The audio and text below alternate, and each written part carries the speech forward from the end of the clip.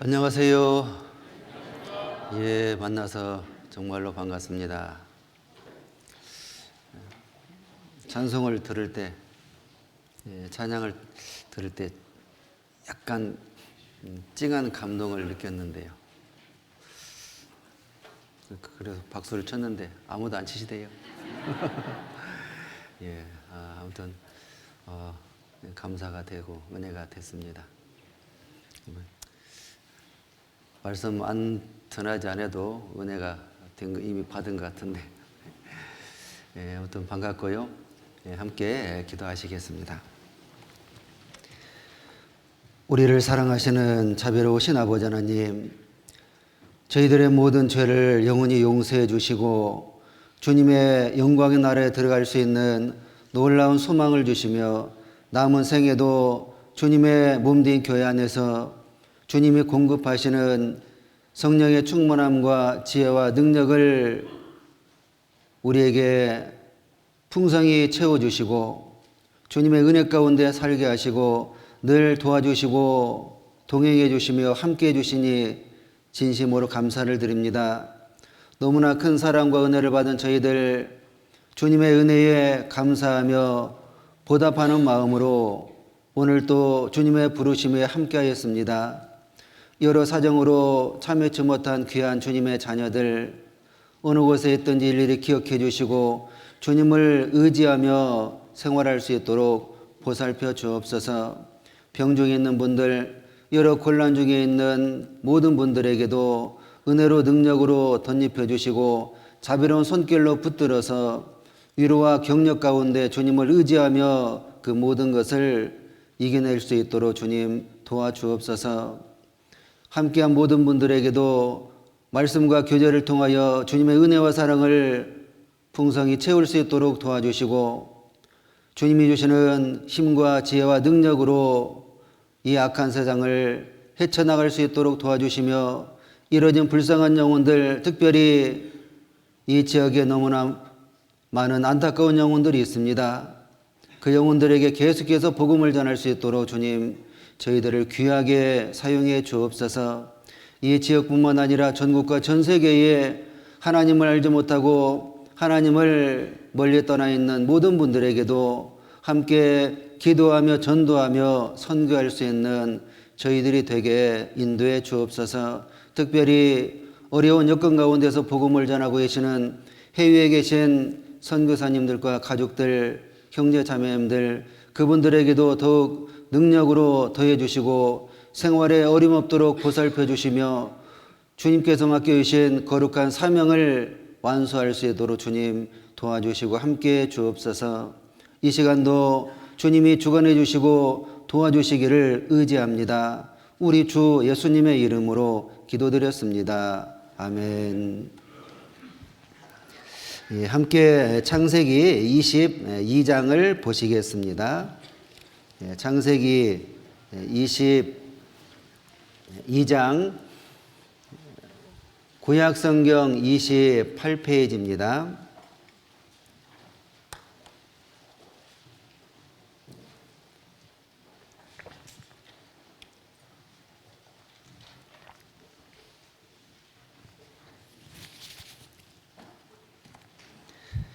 제가 읽어드리겠습니다.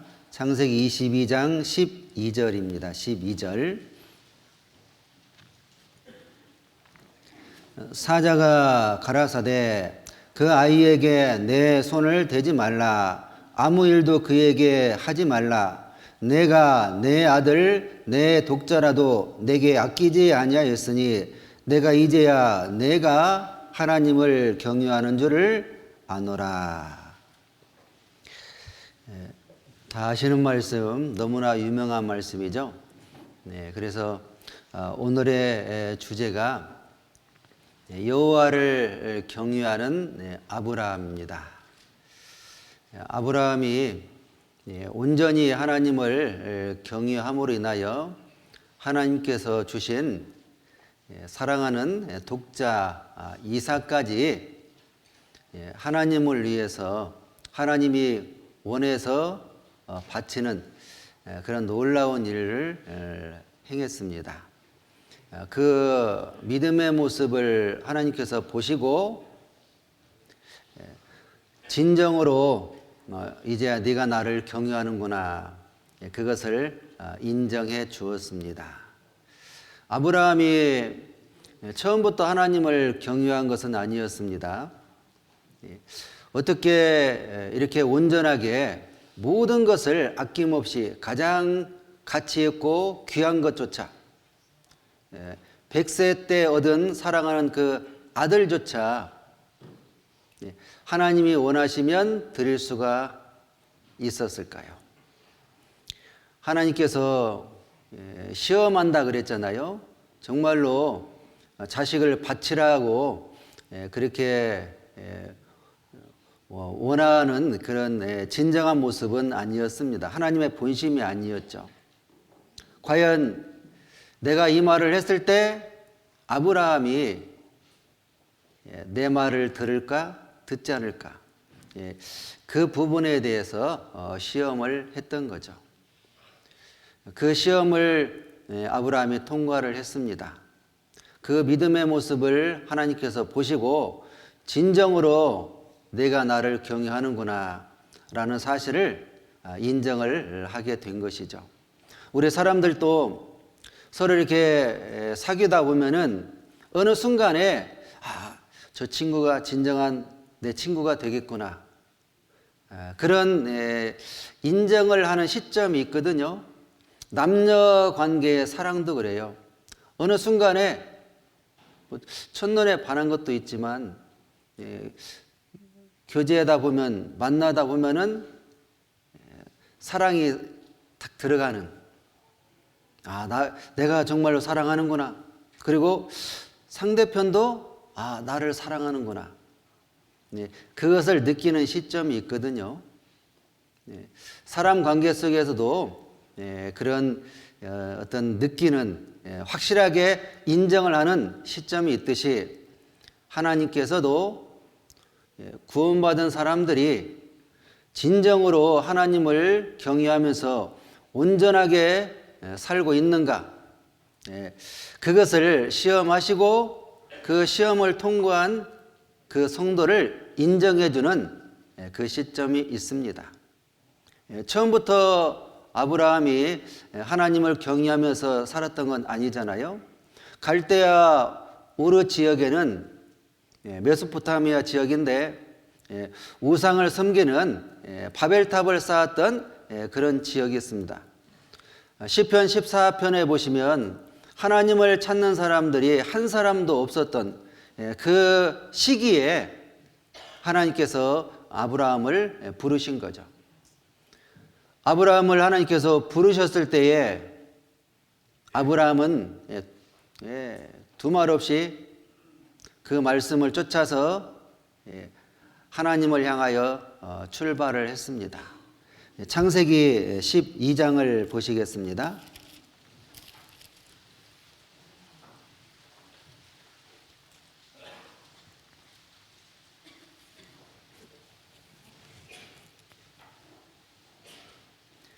예, 12장 4절.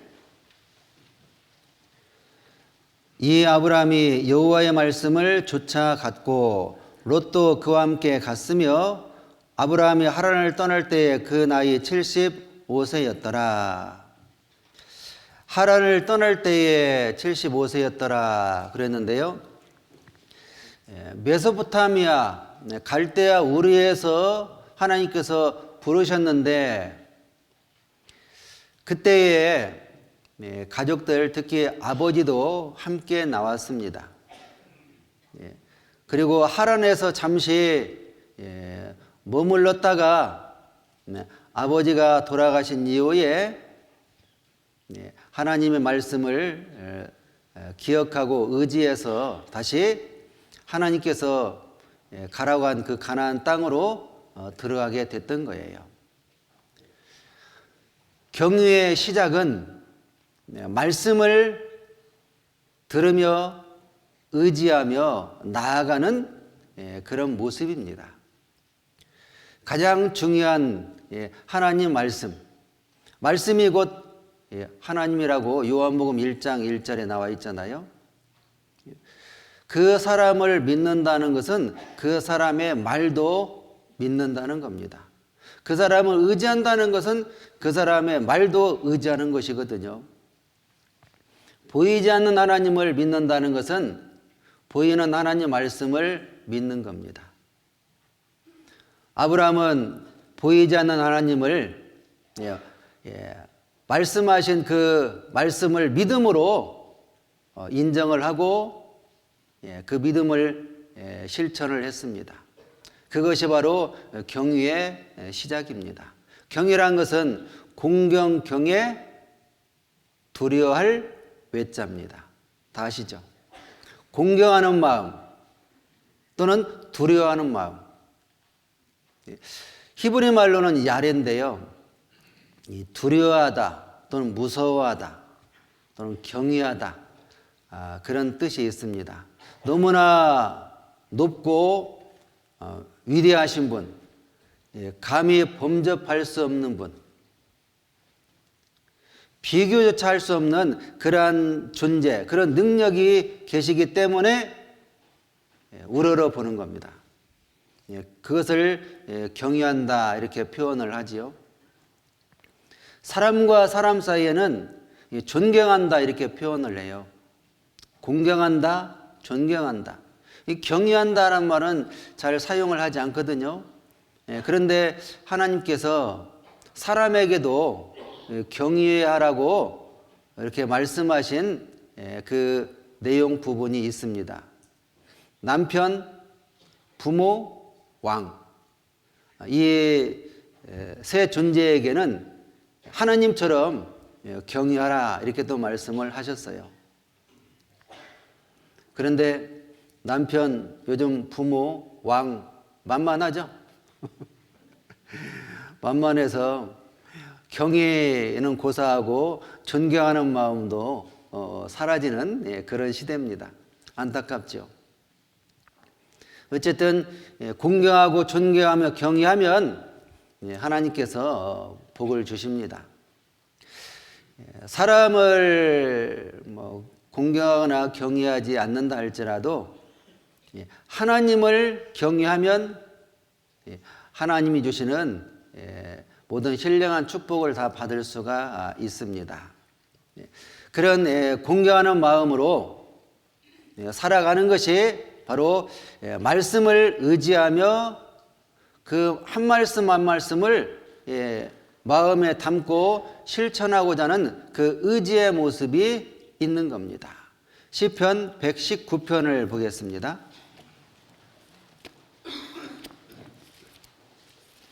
(119편) 161절입니다.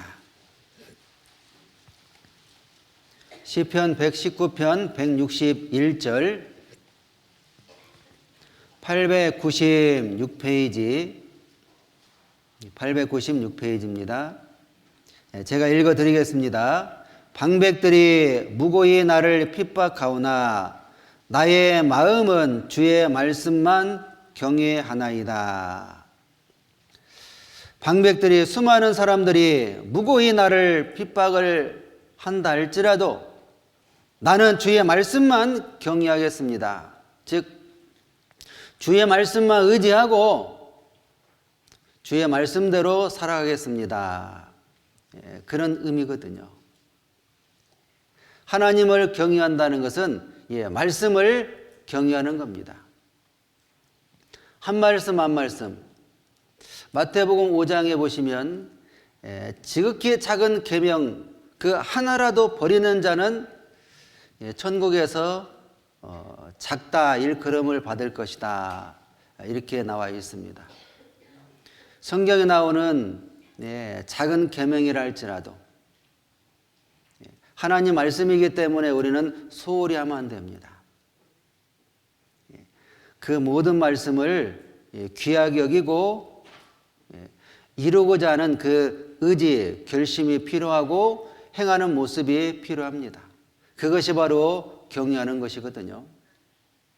부모를 공경한다면 부모가 어떤 말을 하든지 자녀는요, 잘 귀담아 들어요. 선생님을 공경한다면 선생님 말씀에 귀를 기울입니다. 남편을, 아내를 또는 친구를, 어떤 대상을 공경하고 좋아한다면 그 사람의 말을 귀담아 듣습니다. 그리고 그 말을 기억하고 이루려는 마음도 있습니다. 그러나 공경하는 마음도 존경하는 마음도 없다면은 한 귀로 듣고 한 귀로 흘리는 모습이 많이 있어요. 습관이 된 분들은요, 말씀을 듣고도 이렇게 흘리는 모습이 나타날 수도 있어요. 어쨌든 들은 말씀, 읽은 말씀, 배운 말씀을 마음에 새겨서 이루고자 하는 그 모습 가운데 살아가는 것이 바로 하나님을 경외하는 모습이 될 수 있습니다.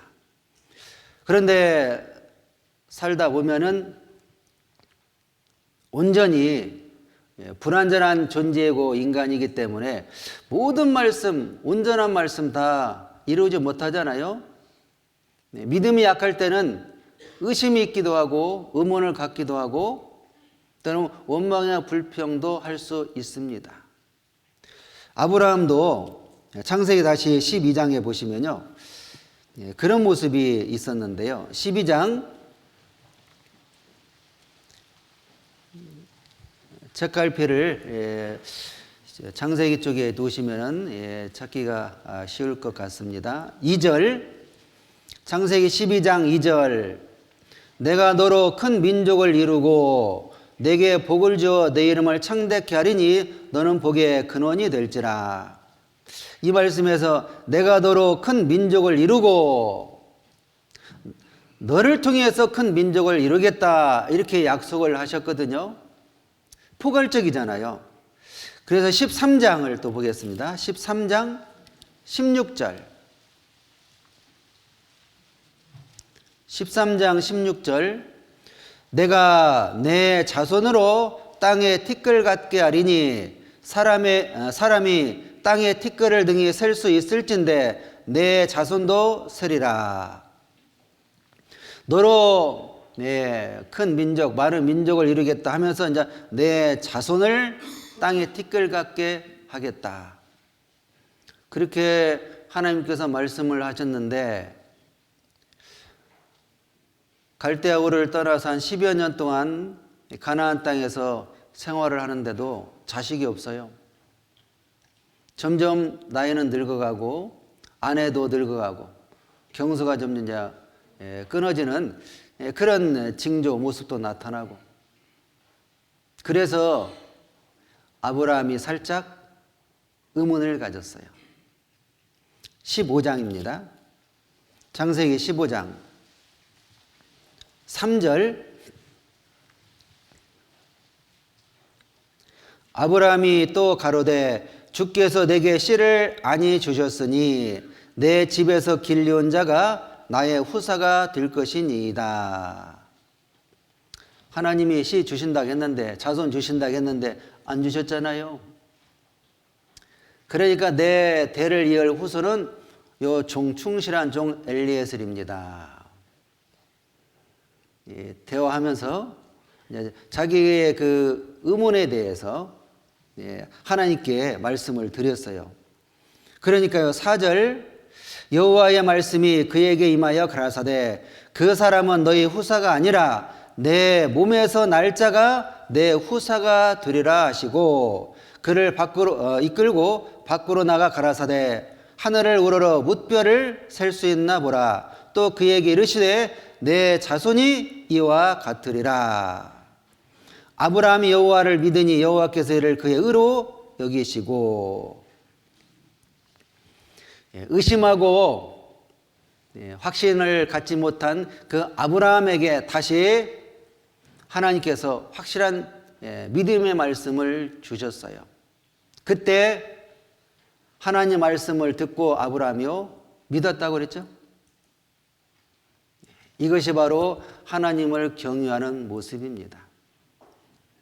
우리도 믿음의 어떤 모습을 따라서 의문이 있을 수가 있고 의심이 있을 수가 있고 불만이 있고 원망이 있고 하나님에 대한 다양한 어떤 부정적인 것은 할지라도 약간 의문을 갖는 그런 모습이 있을 수 있습니다. 성경에 대해서도요, 말씀을 듣고 그럴까 하는 그런 생각을 가질 수도 있거든요. 하나님께서 인간의 그 연약함과 부족함을 아시기 때문에 그것도 허용을 하시거든요. 빌립보서 3장을 보시겠습니다.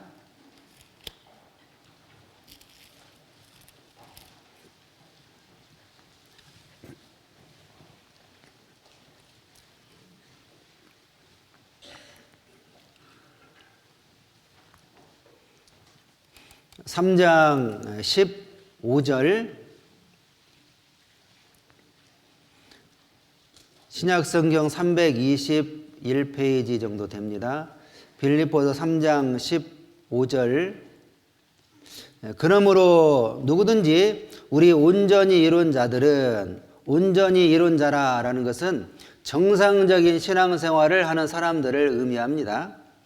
정상적인 신앙생활을 하는 사람들은 이렇게 생각할지니 만일 무슨 일에 너희가 달리 생각하면, 교회 안에서 또는 성경 말씀을 듣고 배울 때 달리 생각하면, 즉 다르게 생각하면, 말씀을 듣고 배우는 그 말씀 속에, 그리고 또 교제하는 것, 봉사하는 것, 여러 가지의 신앙생활을 하는 그 모습 속에서 다르게 생각하는 사람들이 있습니다. 저도 구원받고 약할 때는요, 다르게 생각하는 것들이 많았었거든요. 과연 그럴까? 근데 성경 점점 배워보면서 믿음이 좋아지면서 이제 확실하게 이해가 되고 믿어졌습니다. 그것처럼 다르게 생각하는 그런 성도들이 있다는 거죠. 달리 생각하면 하나님이 이것도 너희에게 나타내시리라. 다르게 생각하는 그 사람에게도 하나님께서 나타내 주시겠다, 알려주시겠다. 그래서 16절에 오직 우리가 어디까지 이르렀든지 그대로 행할 것이라. 어디까지 이르렀느냐? 어디까지 믿음이 성장했느냐? 성장한 그 믿음만큼 그대로 생활을 하면 된다. 남을 보지 말라 이거죠. 그대로 행할 것이라. 각자는 하나님만 보고 그 믿음대로 생활을 하라는 그런 의미예요. 의심이 나고 의문이 있는 그 사람들 비판하거나 판단하지 말라 이거예요. 그분들에게 하나님께서 나타내 주시겠다. 그런 뜻이거든요. 다양한 환경 속에서 다양한 삶을 살았던 우리가 구원 하나만 딱 받았어요. 영혼 구원 받은 거거든요.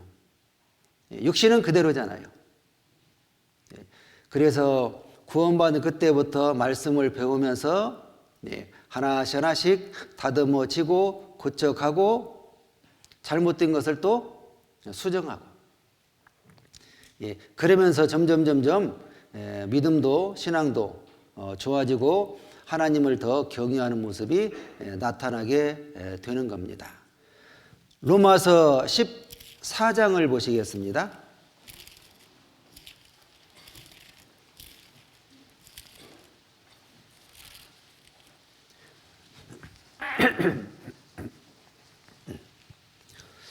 신약성경 258페이지 로마서 14장 1절입니다. 믿음이 연약한 자를 너희가 받되 그의 의심하는 바를 비판하지 말라. 그의 의심하는 바를, 의심. 여기에서는 이제 의문이나 또는 어떤 성경과 다른 생각 뭐 이런 것들을 의심으로 표현을 하고 있습니다. 그럴지라도 의문을 갖고 있는 성도, 의심하고 있는 성도, 다르게 생각하고 있는 성도들이 있거든요. 그런 사람들도 비판하지 말고 받아줘라. 심지어 하나님께서, 주님께서 그랬잖아. 가라지를 뽑으라. 뽑지 마라. 가라지도 뽑지 마라 했는데 알고 뽑을까 염려하노라 그랬잖아요. 의심을 한다고 해서 구원이 아니냐, 구원일 수도 있거든요. 그건 모르잖아요. 그렇기 때문에 가라지도 뽑지 말아야겠는데 구원받은 형제 자매, 연약한 의심하는 그런 형제 자매를 뽑으면 되겠느냐 이거예요. 뽑는다는 것은 상처를 주고 아프게 하는 거거든요. 그러면 스스로 나가는 경우가 있어요. 스스로 또는 성도들이 상처를 주고 아픔을 줘서 나가게 하는 그런 일을 하지 말라는 그런 교훈의 말씀이죠. 비판하지 말라. 어떤 2절에 보시면 어떤 사람은 모든 것을 먹을 만한 믿음이 있고 연약한 자는 채소를 먹느니라. 연약한 성도가 있고 강한 성도가 있어요. 그 모든 하나님의 자녀들을, 물론 우리 안에 믿지 않는 분들도 있습니다. 모든 사람들을 하나님께서 때에 맞게 가르쳐 주시고 깨우쳐 주시겠다, 그런 뜻이거든요. 그런데 조심해야 될 것은 23절 보겠습니다. 23절, 의심하고 먹는 자는 정죄되었나니 이는 믿음으로조차 하지 아니한 연고라. 믿음으로조차 하지 아니하는 모든 것이 죄니라. 의심하고 연약한 자 받아주라 그랬는데 의심하고 먹는 자는 정죄되었다. 믿음으로 하지 아니했기 때문에 정죄된 거다. 이렇게 말씀이 기록되어 있거든요. 이건 무슨 뜻이냐면요. 의심하고 의문을 갖고 때로는 원망이나 불평할 수 있어요. 그런데 우리 안에서 말씀을 계속 들으면서 의심도 의문도 원망도 불평도 다 하나씩 해소가 됩니다. 해결이 되거든요. 그런데 그것을 해결하지 않고 끝까지 마음에 품고 살아가는 그 사람을 의미합니다. 말씀을 들었어도 계속 들었는데도 끝까지 자기 생각을 굽히지 않아요. 잘못됐는데도 불구하고 자기 생각을 주장하면서 살아가는 그런 사람들을 의미합니다. 여기 의심하고 먹는다는 건 지속적으로 계속해서 그 마음을 품고 부정적인 시각을 가지고 생활하는 그런 성도는 믿음으로 하지 아니한 거다. 이렇게 말씀을 하고 있어요. 그렇기 때문에 의문이나 의심이나 다른 생각들, 달리 생각하는 그 모든 다양한 모습이 있습니다. 그런 분들을 하나님께서 교제로 또는 말씀을 통하여 생활 가운데 성도의 모습을 통해서도 깨우쳐 주시거든요. 때로는 만물을 통해서도 깨우쳐 주시잖아요. 적절하게 깨우쳐 주시는데 깨우쳐 주셨음에도 불구하고 끝까지 그 생각을 굽히지 않는 것, 그것은 하나님 앞에 믿음으로 하지 아니한 것이다. 그것을 하나님께서 잘못됐다라고 지적을 하고 있습니다. 하나님께서 말씀을 했다면 맞습니다 하고 고개를 숙이는 것이 바로 믿음이고 하나님을 경외하는 겁니다. 아브라함은 의심이 있었습니다. 의문이 있었습니다. 그래서 하나님이 안 주셨으니까 이 종을 내 후계자로 삼을 겁니다. 그렇게 말을 했을 때 하나님께서 아니다. 내 씨가 곧 내 후손이 태어날 것이다. 그때 하나님 말씀을 듣고 아브라함이 믿었거든요. 자기 생각을 꺾었습니다. 그것이 경유하는 거예요. 예레미야 20장을 보시겠습니다.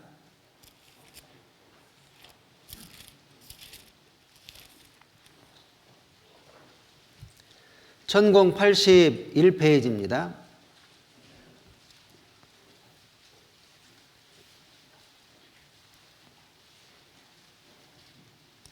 (20장) 7절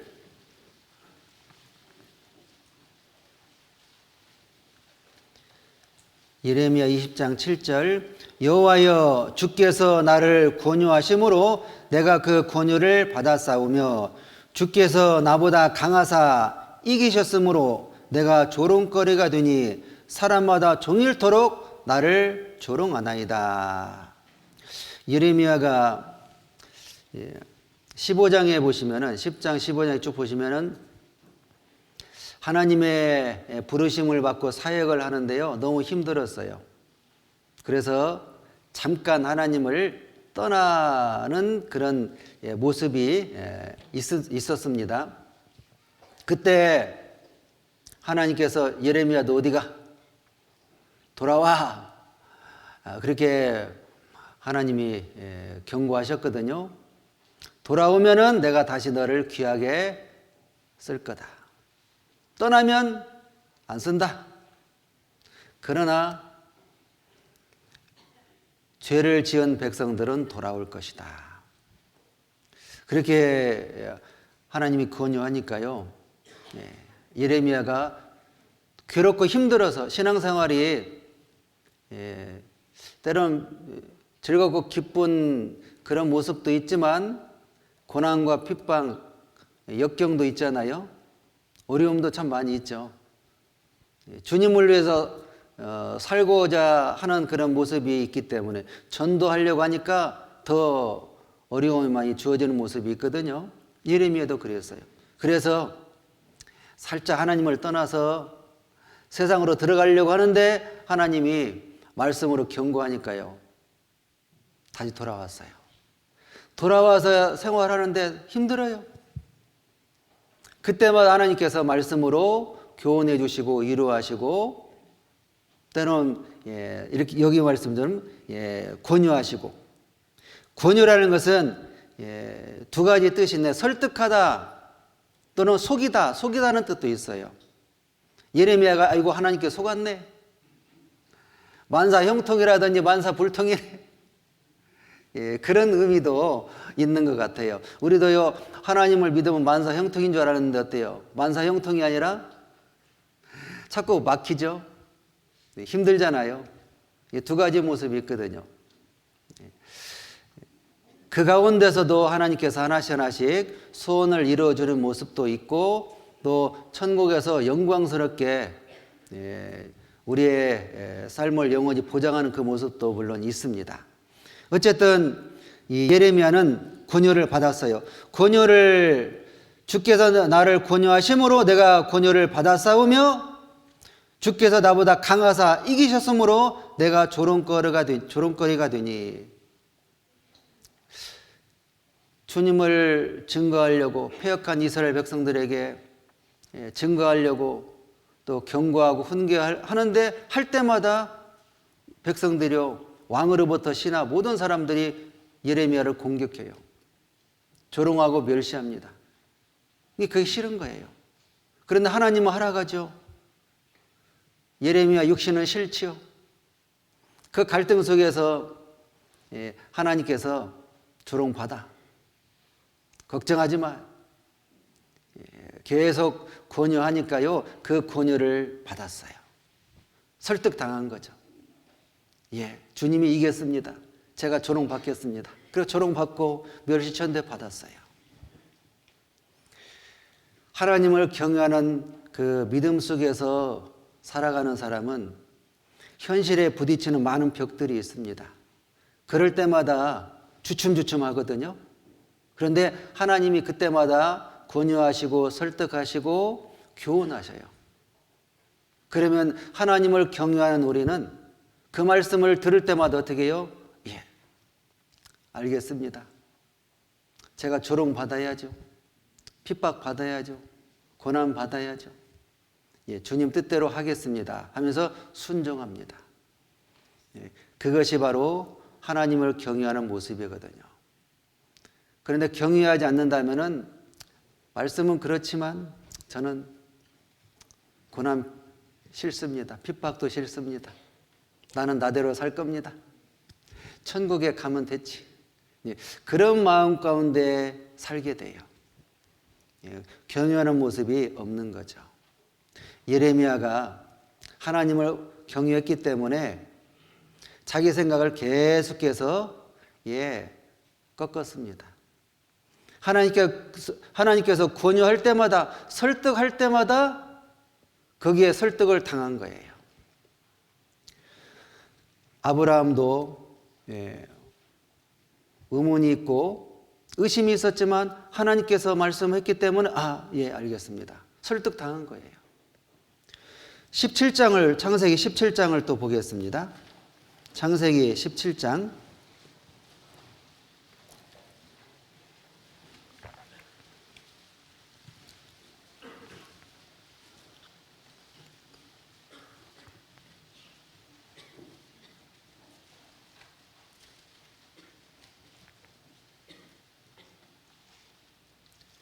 네, 17장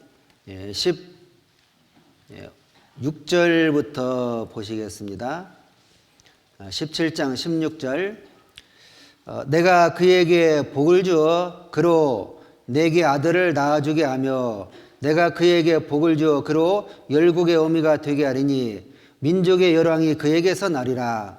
아브라함이 엎드려 웃으며 심중에 이르되 100세 된 사람이 어찌 자식을 낳을까? 사라는 90세니 어찌 생사나리요 하고 아브라함이 이에 하나님께 고하되 이스마엘이나 하나님 앞에 살기를 원하나이다. 100세 때, 그래 하나님께서 내 자손에 이제 있게 하겠다, 많게 하겠다 해서 기다렸는데 그래도 자손이 안 나와서 창세기 16장에서는요, 혹시 내 자손이라겠으니까 사라는 경소가 끊어지고, 그래서 젊은 처녀에게 씨를 주면은 그 하나님께서 그 젊은 처녀에게 낳은 그 자손을 말하는 것인가? 이렇게 생각도 했을 거예요. 그래서 사라가 하가를 첩으로 줬을 때 덜컹 받은 거죠. 얼른 받은 거예요. 그런 생각도 있으니까요. 어쨌든 내 자손 그랬으니까요. 그런데 나중에 사라를 통해서 난 자녀가 내 자손이다. 이렇게 말씀하니까요. 그래요. 알겠습니다. 그런데요, 경수가 이미 끊어지고 저는 100세고 사라는 90세인데 이스마엘 좀 생각해 주세요. 이스마엘이나 하나님 앞에 살기를 원하나이다. 이것은요, 이스마엘도 좀 생각해 주세요. 이스마엘을 위해서 기도한 거예요. 그리고 열국의 16절에 말씀을 하시니까 아브라함이 엎드려 웃으며 심중에 이르되 어찌 자식을 낳을 수 있을까? 이런 생각을 했지만 이것은 부정적인 생각이 아니라 과연 인간적인 생각에 그렇게 될까? 하나님 말씀이라면 그런 생각을 가지고 말씀을 드린 거예요. 거기에 17절에 아브라함이 엎드려 웃으며 심중에 이르되 그랬잖아요. 그런데 이 웃으며 여기에 보면요, 두 가지 뜻이 있거든요. 긍정적인 웃음과 부정적인 웃음, 비웃음이 있어요. 긍정적인 웃음은 인정합니다, 맞습니다, 그런 웃음이고, 부정적인 웃음은 약간의 아닐 텐데, 아닐 거야, 에이 그러겠어요, 뭐 그런 웃음. 그래서 18장 12절에 보시면요, 사라가 속으로 웃고 이르되, 사라가 속으로 웃었죠. 아브라함도 속으로 웃었고 사라도 속으로 웃었어요. 그런데 사라에게는요, 너 왜 웃었냐? 그렇게 반문을 했거든요. 그러니까 사라가 뜨끔해, 저 안 웃었어요. 물론 겉으로는 안 웃었죠. 그런데 또 웃었느니라. 하나님은 중심을 보시잖아요. 또 속으로 비웃었잖아. 사라는요, 부정적인 그런 마음을 가지고 비웃음으로 웃었습니다. 그런데 아브라함에게는 책망이 없어요. 그렇다는 것은 아브라함은 긍정적인 웃음이라는 겁니다. 그러면서 이스마엘도, 알겠습니다. 이스마엘도 좀 생각해 주세요. 그러니까 19절에 하나님이 가라사대 아니라 내 아내 사라가 정녕 내게 아들을 낳으리니 너는 그 이름을 이삭이라 하라. 내가 그와 내 언약을 세우리니 그의 후손에게 영원한 언약이 되리라.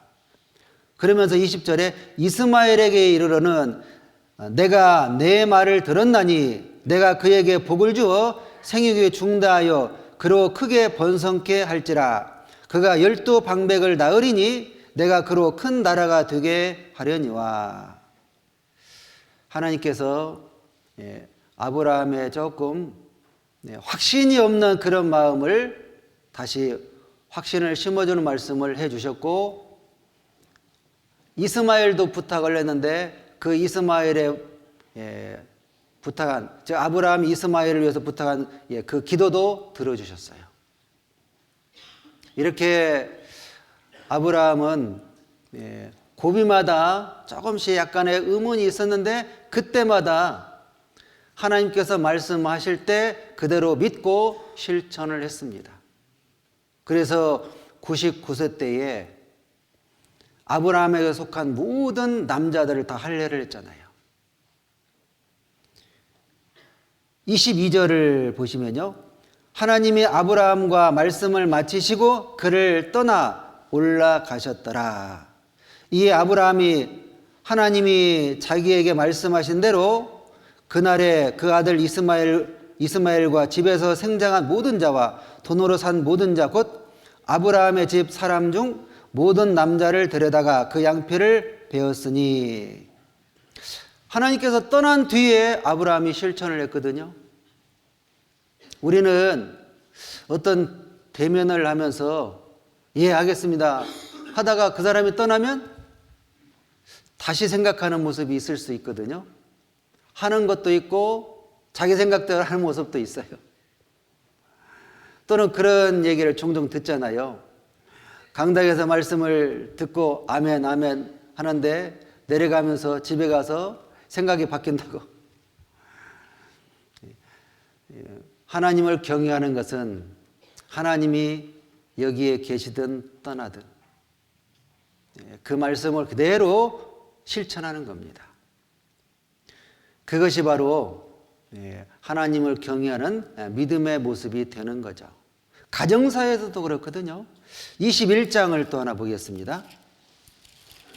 21장, 창세기 21장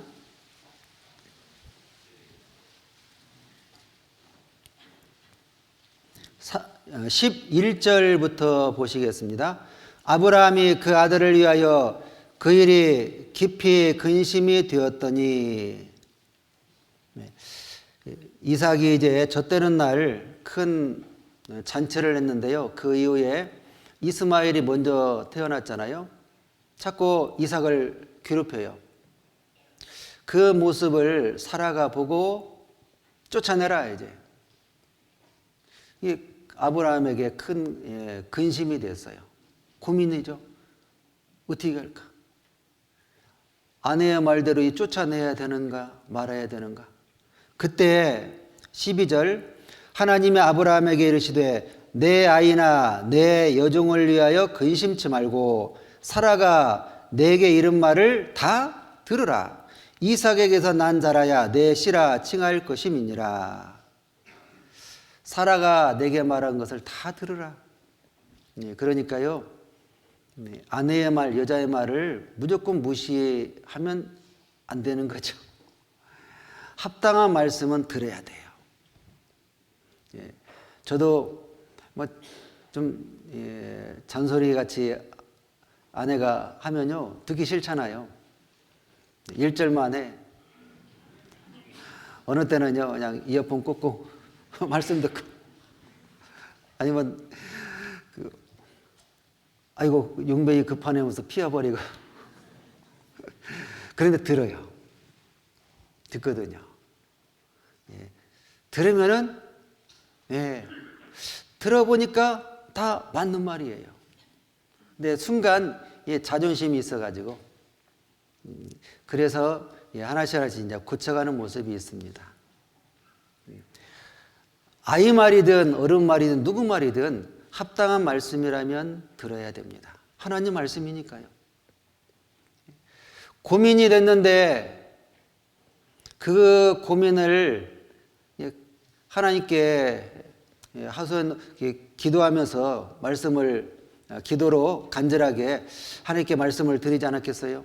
내용이 안 나오지만 그 깊은 고민을 했다는 것은 하나님께 간절히 기도했다는 거예요.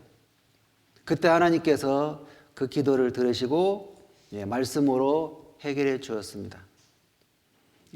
아브라함은 어려운 고비마다 어떤 근심 걱정이 있을 때마다 의문이나 의심이 있을 때마다 하나님의 말씀을 듣고서 즉시 실천했습니다. 이것이 바로 하나님을 경외하는 모습입니다. 경외하는 사람들은 하나님 말씀을 들을 때 권유를 받고 설득을 당하며 그 말씀을 이루는 그 모습이 있습니다. 그러나 경외치 않는다면 그 말씀대로 살지 않고 자기 생각대로 또는 세상 사람들이나 뭐 방식대로 이렇게 사는 모습이 있을 수도 있겠죠.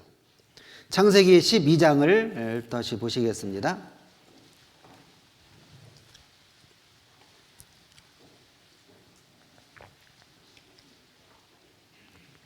12장 10절 그 땅에 기근이 있으므로 아브라함이 애굽에 우거하려 그리로 내려갔으니 이는 그 땅에 기근이 심하였음이라. 그가 애굽에 가까이 이를 때에 그 안에 사례더러 말하되 나 알기에 그대는 아리따운 여인이라. 애굽 사람이 그대를 볼 때에 이르기를 이는 그의 아내라고 나를 죽이고 그대는 살리리니 원컨대 그대는 나의 누이라 하라. 그리하면 내가 그대로 인하여 안전하고 내 목숨이 그대로 인하여 보존하겠노라 하니라. 결국 자기를 살리려고 나 살자고 아내를 죽음에 내어주는 그런 우를 아브라함이 범했습니다. 애굽에 내려간다는 것은 신앙이 침체됐다는 의미입니다. 신앙의 침체기가 아브라함에게 왔습니다. 우리도 생활하다 보면은 교제도 멀리하고 말씀도 멀리하고 그리고 배운 말씀도 실천하지 않고 세상 친구들과 어울리다 보면 신앙이 침체기가 오거든요. 말씀을 떠나면 하나님을 떠나면 그 즉시 신앙에 나태가 옵니다. 마귀가 찾아오거든요. 아브라함도 그랬어요. 그래서 자기 살려고 아내를 버리는 우를 범했습니다. 애굽에 내려가는 것 그리고 아내를 버린 것 그것을 철저하게 뉘우치고 회개해서 다시 가나안 땅으로 들어왔습니다. 올라왔거든요. 13장 4절 보겠습니다. 3절 4절 그가 남방에서부터 발행하여 베델에 이르러 베델과 아이 사이 전에 장막 쳤던 곳에 이르니 그가 처음으로 단을 쌓은 곳이라. 그가 거기서 여호와의 이름을 불렀더라. 다시 철저하게 잘못을 뉘우치고 회개해서 하나님께 용서를 받았습니다. 여호와의 이름을 불렀더라라는 것은 관계가 회복이 됐다는 거예요. 우리도 연약함으로 또 나약함과 어리석음 때문에 하나님 앞에 실수나 과오, 잘못을 할 수가 있거든요. 그때마다 간절하게 기도해서 자백하고 회개하면 하나님께서 용서해 주십니다. 요한일서 1장 9절에 자백하면 미쁘시고 의로우사 우리 죄를 사하시며 그랬잖아요. 어떤 부지중에 짓는 죄는 자백하고 회개하면 즉시 용서가 되지만 알고 짓는 그런 고범죄, 그런 죄는 반드시 책망, 징계가 있죠. 책망과 징계를 받고서라도 돌이키고 관계 회복을 하는 것이 하나님을 경외하는 그런 삶의 모습이 되는 거죠. 아브라함은 신앙의 침체기에서 하나님 앞에 잘못을 했지만 뉘우치고 회개해서 다시 하나님께 용서를 받았습니다. 관계를 회복했습니다. 하나님을 경외하는 것은 잠언 8장에 보시면 악을 멀리하는 것이라 이렇게 나와 있어요. 우리의 삶 속에서 철저하게 악을 멀리하는 그런 삶이 이루어지는 것은 바로 하나님을 경외하기 때문입니다. 아내를 사랑하기 때문에 다른 여자에게 눈길을 주지 않잖아요. 그렇잖아요? 사랑하지 않으면 다른 여자한테 눈길을 줍니다. 세상 사람들은. 그런 사람 중에 많이 있잖아요. 세상 사람들 중에 다 그런 건 아니지만 그런 사람들이 정말 많아요. 우리 구원받은 사람들은 하나님이 보고 양심이 보고 또 우리 안에 또 성령이 계시니 성령도 보고 그러니까 아무도 없다 할지라도 하나님이 본다는 사실을 의식하면서 살면 딴짓을 할 수가 없습니다. 그런데 의식하지 못하면 딴짓을 할 수 있습니다. 그때 바로 하나님과 멀어지는 모습이거든요. 점점 멀어지다 보면은 신앙의 침체기가 오고 세상으로 그리고 죄악된 길로 나아가는 모습이 있어요. 그때 하나님께서 말씀으로 또는 성도를 통해서 다양한 방법으로 권유하시고 훈계하시고 교훈하십니다. 그 말씀을 딱 듣고서 돌이키고 철저하게 죄를 회개하고 자백해서 뉘우치면 하나님과 관계가 회복이 돼요. 회복이 되면 다시 열심히 또 살아가면 되는 거죠. 그것이 바로 하나님을 경외하는 믿음의 모습이 되는 거죠. 아브라함도 잘못할 때마다 하나님께 자백하고 회개해서 관계를 또 회복을 받았습니다. 그래서 늘 주님을 의지하면서 연약하고 부족하지만 의지하면서 사는 그런 믿음의 모습이 나타났습니다. 그리고 13장 7절부터 또 보시겠습니다. 13장 7절. 그러므로 아브라함의 가축의 목자와 롯의 가축의 목자가 서로 다투고 또 가나안 사람과 브리스 사람도 그 땅에 거했는지라. 이제는 자기 자신과의 싸움, 어려운 부분에 대해서 이제 잘못된 부분을 고쳤는데요. 이제 가족에서 롯 조카하고 좀 안 좋은 그런 갈등의 모습이 생겼습니다. 재산. 이 돈 때문에 사람이 돈 나가잖아요. 그런데 이 돈 때문에요, 구원받은 가족끼리도 다투는 모습이 있어요. 그것을 이렇게 넘어서야 되는데, 이 아브라함도 그런 모습이 있었거든요. 그때 서로 다투고, 그리고 가나안 사람과 브리스 사람도 그 땅에 거했는지라. 이방인도 함께 있었어요. 기르게 됐다는 것은 자주 다툼이 있었다는 겁니다.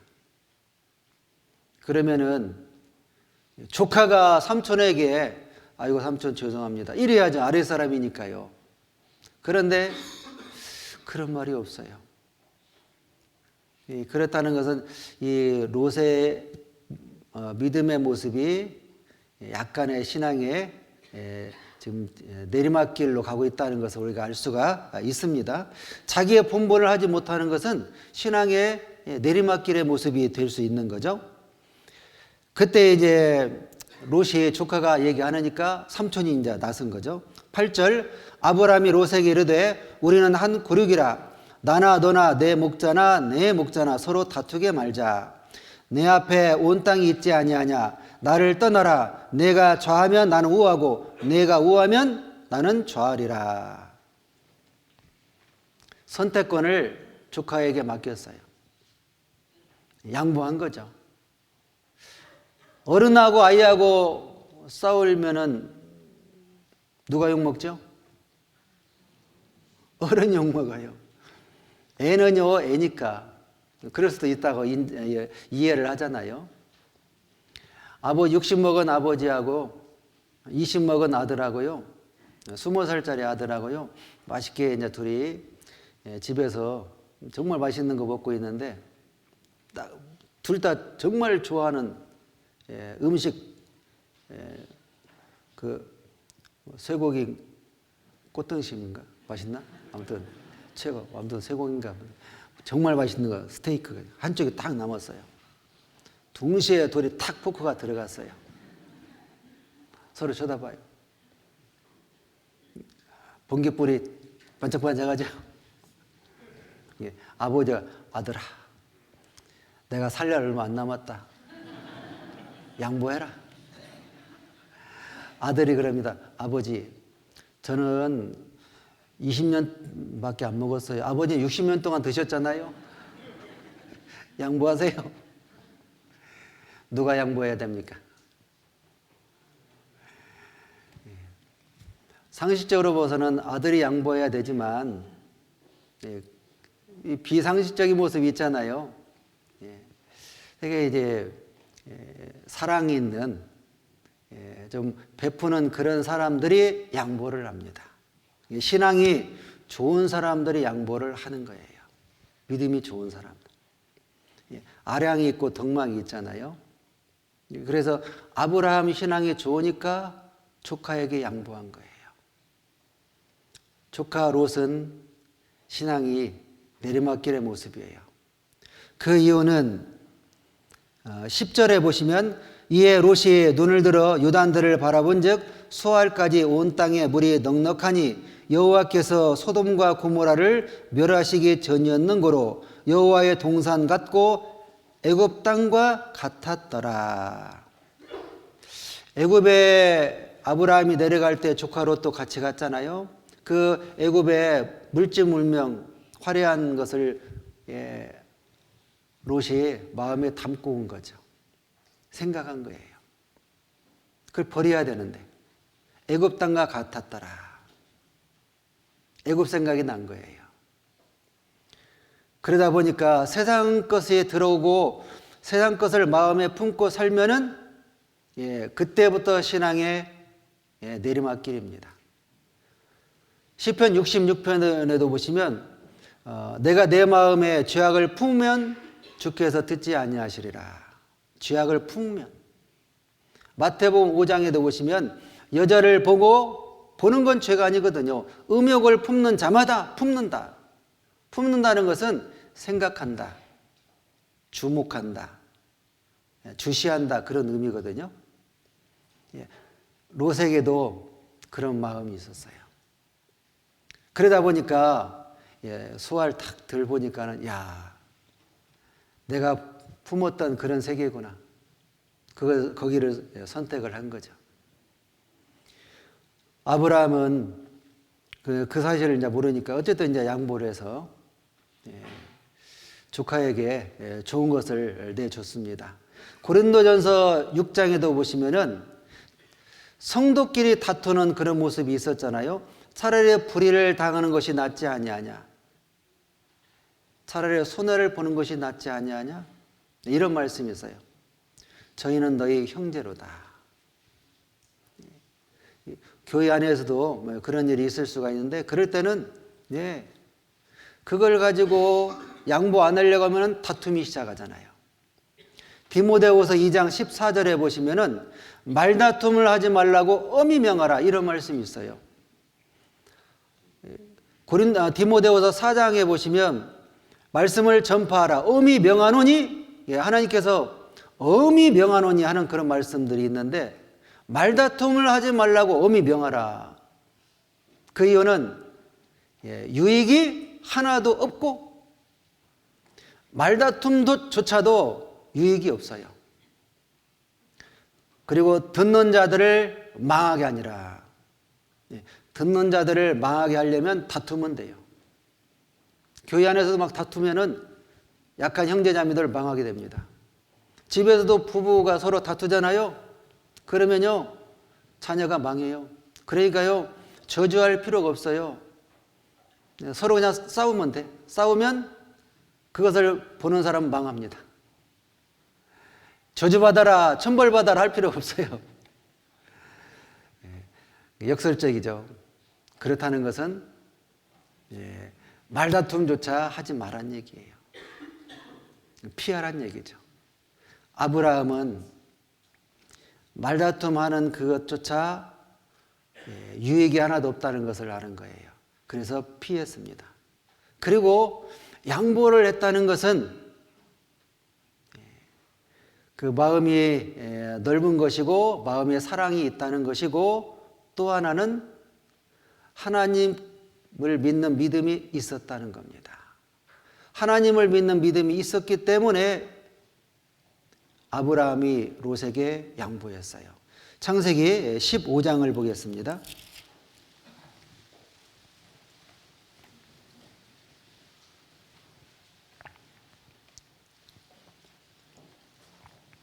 (15장 1절) 이후에 여호와의 말씀이 이상 중에 아브라함에게 임하여 가라사대 아브라함아 두려워 말라. 나는 너의 방패요 너의 지극히 큰 상급이니라. 하나님의 모습, 하나님 자신이 바로 아브라함의 상급이었어요. 아브라함의 재산은, 재물은, 소유는 하나님이었습니다. 하나님이 주시는 거예요. 역대하 25장을 보시겠습니다. 역대하 25장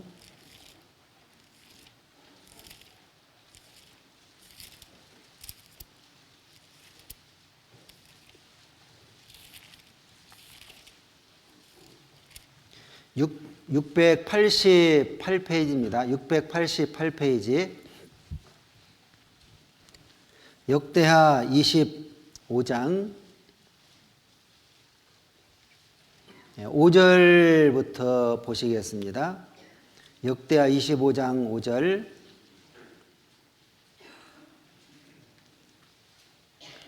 (688페이지) 아마샤가 유다 사람을 모으고 그 여러 족속을 따라 천부장과 백부장을 세우되 유다와 베냐민을 함께 그리하고 20세 이상으로 계수하여 창과 방패를 잡고 능히 전장에 나갈 만한 자 30만을 얻고 또 은 100달란트로 이스라엘 나라에서 큰 용사 10만을 싹내었더니 어떤 하나님의 사람이 아마샤에게 나와서 이르되 왕이여 이스라엘 군대로 왕과 함께 가게 마옵소서.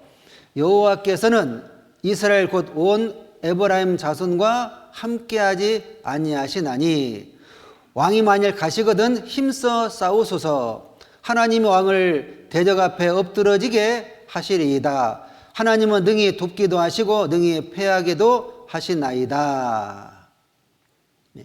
아마샤 유다의 9번째 왕이잖아요.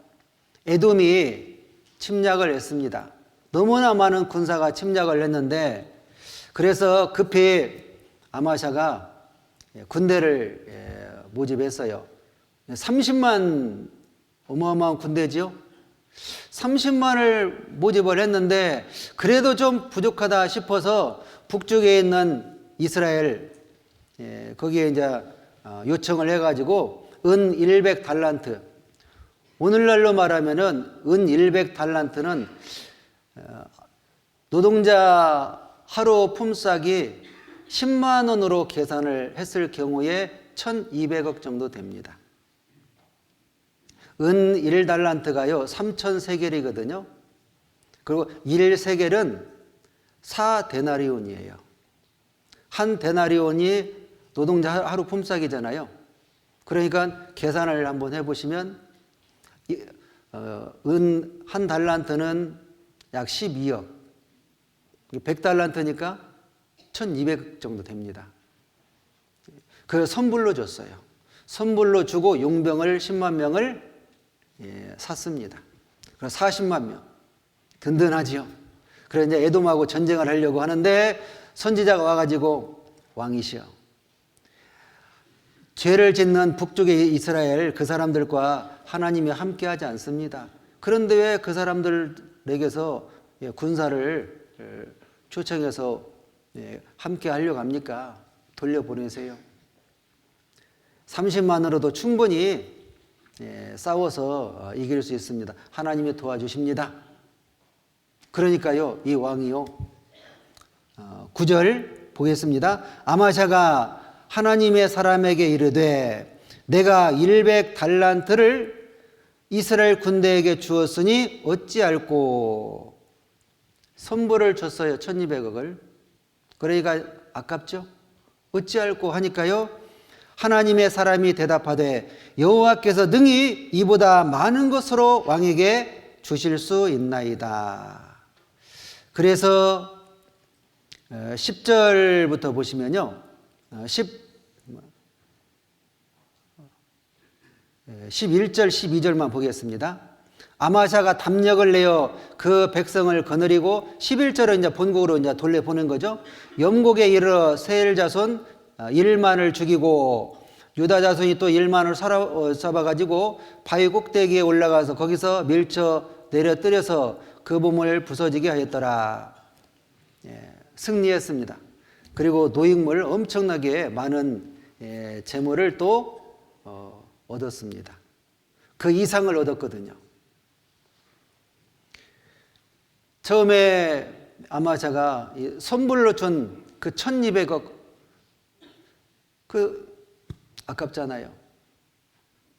그런데 하나님의 사람 선지자의 말을 딱 듣고 나서 자기 생각을 버렸습니다.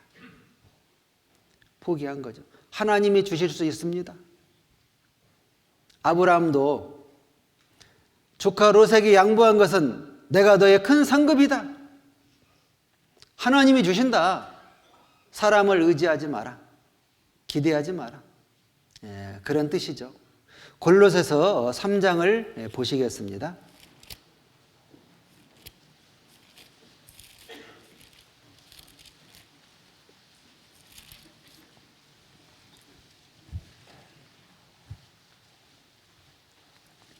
골로새서 3장 23절 4절,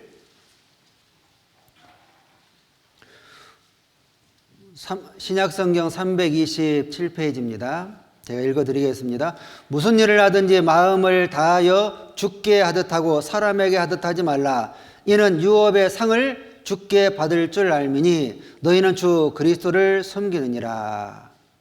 유업의 상을 주께 받을 줄 알미니, 이 세상에서도 하나님께서 보응해 주시거든요. 잠언 11장 31절에 보시면 보라 의인이라도 이 세상에서 보응을 받겠거든 보상해 주셔요. 그리고 천국에서는 더 큰 영광으로 또 보상을 해 주십니다. 그렇기 때문에 재물에 손해가 있을지라도, 어떤 불이익이 있다 할지라도 다투거나 싸우는 그 모습이 있다면, 나타난다면 양보하게 되는 겁니다. 양보를 한다는 것은 하나님을 믿고 하나님이 주신다는 것을 의지하기 때문이에요. 하나님을 믿고 의지하지 않는 그런 모습이 있다면 결코 양보할 수가 없어요. 그런데 양보하지 않는다면, 기어이 손해보지 않으려고 하다 보면은, 재물은 얻어요. 그리고 자기 명예도 높아져요. 그러나 사람을 잃어요. 그렇잖아요? 이웃하고도요, 억울합니다. 무고한 일이 있을 수 있거든요. 오해받잖아요. 근데 참아야 되는데 그것 때문에 다투고 하다 보면은 그 이웃을 잃게 되거든요. 근데 오래오래 참고 기다리면은 나중에 손가락에 지탄을 받는다 할지라도요, 묵묵히 잘해주면은 나중에 오해가 풀립니다. 하나님께서 풀어주시거든요.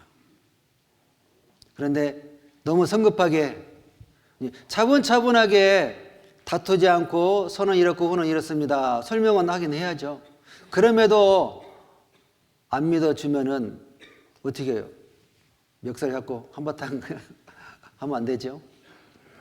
그러면요, 어쨌든 도의적인 책임을 지고 어쨌든 죄송합니다 하면서 물러설면요, 나중에 하나님께서 잘 해결해 주시거든요. 그러면은 그 사람을 얻게 되는 거예요. 사람을 얻을 것이냐, 재물을 얻을 것이냐. 우리는 사람이 소중하죠. 천하보다도 소중한 한 영혼. 아브라함도 조카 롯을 잃기 싫어서 양보를 한 거죠. 그리고 거기에 대한 보상, 하나님께서 주신다는 사실을 믿었습니다. 엄마가 5살짜리, 8살짜리 두 아들이 있는데 두 아들을 데리고 슈퍼에 갔어요. 아이스크림 사줬어요. 무슨 지금도 파 있나요?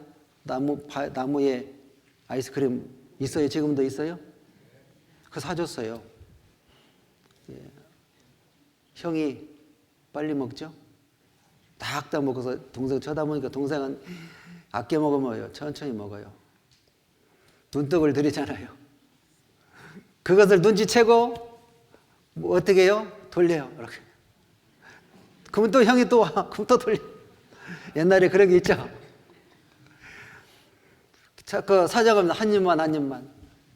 그러면 동생이 어떻게 줘요? 이렇게 줍니까? 이렇게 줘요. 이렇게 손으로 잡고 요만큼만 먹으라고. 근데 형이 만족합니까? 탁 뺐죠. 뺏어가지고 싹 가지고 나무만 딱 주는 거예요. 나무만 이렇게 딱 주니까 이거 쳐다보고 형 쳐다보고 울어요. 이 다 뺏어 먹어서 누구한테 갑니까? 엄마한테. 엄마, 형이 다 뺏어 먹었어. 그럼 엄마가 뭐랍니까? 싸먹으라 그럴까요? 뭐라 할까요? 걱정하지 마 하면서 동생을 데리고, 우는 동생, 막내를 데리고 슈퍼에 가서 2개를 사줘요. 그러면 2개를 다 맛있게 먹습니다. 일주일 후에 또 그런 일이 있어요. 형이 먼저 먹었어요. 동생이 이제 싹 먹으면서 어떻게 할까요? 숨길까요? 형 앞에 가서 그냥 이렇게 좀 뺏어 먹으라고 유혹을 할까요? 네? 어떻게 할까요? 형 앞에 가서 이렇게 먹고 싶지? 그러죠. 이제 전에는 숨겼는데 지금 어떻게 해요? 형 앞에 가서 먹으라고 유혹을 해요. 왜요? 형이 먹으면 2개 준다는 사실, 2개가 생겨요. 누가 줍니까? 엄마가요. 형이 안 줘요. 엄마가 준다는 사실을 깨달은 거예요. 마찬가지로 우리도요, 이웃끼리, 형제 자매끼리 그거 할 필요 없어요. 그분들이 우리에게 즐거움과 기쁨 물론 주기도 하지만 우리의 필요한 거 채워주시는 게 아니에요. 하나님이 주십니다. 그리고 그 원리를 안다면 그것이 믿음이거든요. 그것을 아브라함이 알았기 때문에 롯에게 양보한 거예요. 우리도 신앙생활에서 그런 원리를 알면요, 그러면요 그냥 감사함으로, 기쁨으로 주는 거예요. 물질도 물론 이웃을 위해서 섬기는 것도 그렇고 형제자매를 대접하는 것도 그렇지만 교회에 헌금하는 것도 그와 같은 겁니다. 창세기 14장을 보시겠습니다.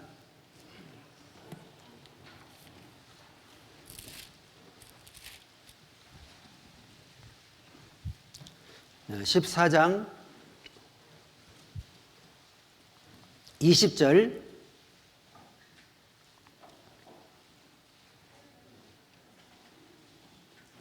창세기 14장 20절 너희의 대적을 내 손에 붙이신 지극히 높으신 하나님을 찬송할지로다 하매 아브라함이 그 얻은 것에서 10분 1을 멜기세덱에게 주었더라. 10분의 1을 멜기세덱에게 주었더라. 멜기세덱은 히브리서에 보면은 예수님으로 나와 있습니다. 이때 예수님이 나타나셨거든요. 그런데 아브라함이 그 13절 보시면요. 13절에 도망한 자가 와서 히브리 사람 아브라함에게 고하니 때에 아브라함이 아모리 족속 마므레의 상수리 숲을 근처에 거하였더라. 마므레는 에스골의 형제요 또 아넬의 형제라. 이들은 아브라함과 동맹한 자더라. 아브라함이 그 옆에 있는 그 어떤 형제들하고 동맹을 맺었습니다. 그런 다음에 그리고 또 14절 아브라함이 그 조카의 사로잡혔음을 듣고 집에서 길리고 연습한 자. 길리고 이것은 집에서 태어난 그런 종들을 의미하죠. 종들 그런 사람들을 훈련을 시켰다는 얘기입니다. 318인을 거느리고 단까지 쫓아가서 그 가신을 나누어 밤을 타서 그들을 쳐서 파하고 다메섹 좌편 호박까지 쫓아가서 모든 빼앗겼던 재물과 자기 조카 롯과 그 재물과 또 부녀와 인민을 다 찾아왔더라. 아브라함은 자신이 길리고 연습한 자 318명 그리고 동맹한 그런 사람 함께 가가지고 조카 롯을 구출해내고 모든 사람들을 다 구원해내고 재물까지 다 찾아왔습니다. 그리고 그냥 개선 장군처럼 왔어요. 그래서 소돔과 여러 왕들이 환영했잖아요. 환영을 해서 이제 조금 우쭐하는 마음도 있었을 거예요. 야, 내가 이렇게 길리고 연습한 이 군사로 그리고 동맹한 그 사람과 함께 적을 물리치고 왔다. 그랬는데 20절에 너희 대적을 내 손에 붙이신 지극히 높으신 하나님을 찬송할지로다. 네가 318명으로 길리고 연습해서 내 힘으로 내 능력으로 적을 무찌른 줄 아느냐? 아니다 이거예요. 하나님께서 내 대적을 너에게 붙이신 거다. 이것을 멜기세덱 예수님께서 말씀을 하신 거예요. 그것을 딱 듣자마자 아브라함이 정신 차린 거예요. 아하, 내 능과 내 힘으로 한 것이 아니구나. 하나님께서 도와주셨구나. 그때 아브라함이 굴복을 해서 마음을 낮추고 그 결과 얻은 재물의 10분의 1을 바로 멜기세덱에게 바친 거죠. 이것이 11조의 시초죠. 자원한 겁니다. 하나님께서 대적을 붙여서 전쟁에서 승리케 하신 분, 그분이 여호와 하나님이시구나. 그 사실을 깨달은 거예요. 우리도 생활하면서요, 내 재능, 내 건강, 내 몸, 내 소유 모든 것 하나님이 주셨구나. 그 사실을 확실하게 깨닫고 인정할 때 주님께 드립니다. 근데 그 사실을 인정을 못하면 드릴 때 아깝고 성도 섬길 때도 아깝고 이웃에게 전도를 위해서 하는 것도 아까워요. 영혼의 소중함을 모르면 아깝습니다. 못 드립니다. 네, 이 사실을 우리가 말씀을 통해서 계속 배우면서 깨우쳐야 되거든요. 저도 구원받고서요, 대학생 때 구원을 받았는데요, 대학생도 11조에 된다고 쭉 설명하는데요, 아하, 맞다. 들어보니까 맞는 거예요. 처음에는 몰랐고, 대학생이 무슨 돈벌이 한다고. 그렇게 그냥 웃어 넘겼거든요. 그래서 저 말씀을 들어보니까 이것도 맞구나. 그래서 그때부터 11조 그리고 헌금을 하게 된 거죠. 처음에 몰랐으니까 못했죠. 그리고 용돈도 궁한데 아깝잖아요. 그런데 말씀을 들어보니까 거기에 우리 자신이, 우리 생각이 꺾인 거죠. 하나님의 말씀으로 이 아브라함이 굴복이 된 거예요. 고린도 전서 4장을 보시겠습니다.